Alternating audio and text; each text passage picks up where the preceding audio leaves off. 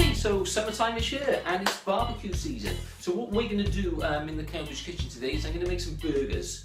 Dead simple, standard burgers, okay, that you can use in your barbecue or you can cook in your griddle pan and get them on the back, eat them in the sun. Nice glass of beer, fantastic, what would be better? Okay, so we've got some ingredients over here. I'm going to show you what we need to get these burgers put together. Okay, so I've got 500 grams of lean minced beef. I'm hoping to get 8 burgers out of this, and to be honest with you, I'm not going to make huge, massive, fat beef burgers that you can't get in your mouth. I'm going to make standard size ones, okay, ones that you can probably buy in the shop, but these are going to taste a lot better, obviously. Okay, so there's our 500 grams of minced beef. Like I said, 8 burgers out of that. What we've also got here is a red onion, okay. I'm going to cut this onion up. What you need to do with this, and you need to dice this really fine. Or alternatively, what I'm going to do is I'm going to put it in that food processor over there with 1 teaspoon of lazy garlic, or alternatively 2 cloves of crushed garlic. There we are, so there's our onion. Pop that bad boy into the processor. 1 teaspoon of lazy garlic into the food processor. And process that till it's a paste.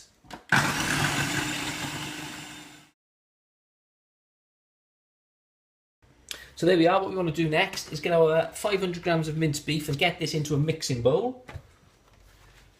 And basically you're going to spend as long as it takes now to mash this up with your hands, okay? So that it becomes a smooth ball of minced meat. Yeah. So keep doing this now, probably for about 5 minutes or so, or as long as it takes.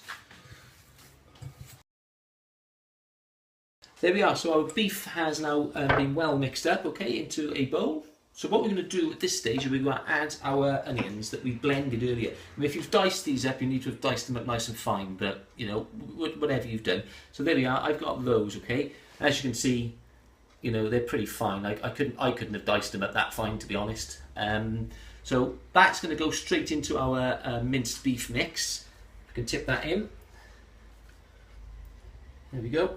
And what we're going to do is we're going to add about ½ teaspoon of Dijon mustard. Okay, you can add a whole teaspoon if you like. In fact, I will. I quite like mustard, so we're going to add that to there. We're going to add some pepper for seasoning. Okay, however much you want. Don't go too mad. There we are. And then what we will do with that is we're going to get a fork and we're going to get that all mixed in together. So make sure that this all gets mixed into that meat now. Squashing it all up. That mustard in there as well, look at that. I mean, you may want to get your hands in here now as well, just to make sure that that is fully mixed in. Get my hands in now.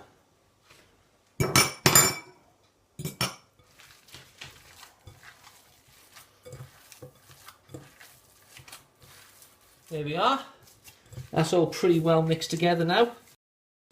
And that is basically our burger mix. So we're just going to separate this now. Like I said, I'm hoping to get 8 burgers out of this, just, you know, realistic size burgers. So I'm going to separate this into 8 balls. I'm going to get them onto a floured surface and flattened out into burger shapes. Yeah, so let's get some flour onto our chopping board.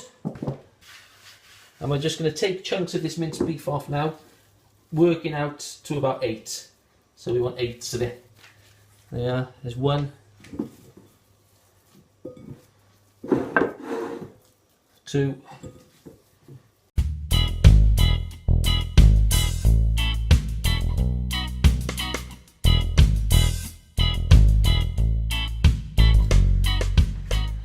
and there we are. Okay, so there's some of our burgers. Okay, what we're going to do is we're going to pop these and the other 2 that we've got made into the fridge and chill them down for about ½ an hour or so, so they're nice and cold and they sort of set a little bit, and then we'll be able to either barbecue them, freeze them down, or stick them in the griddle pan.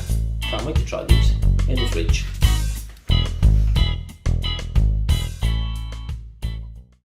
Okay, so our burgers have been in the fridge now for about ½ an hour, 45 minutes or so. So they're going to be nice and cool and nice and set. So we're going to get them out now, and we're going to get one cooked, get it plated up.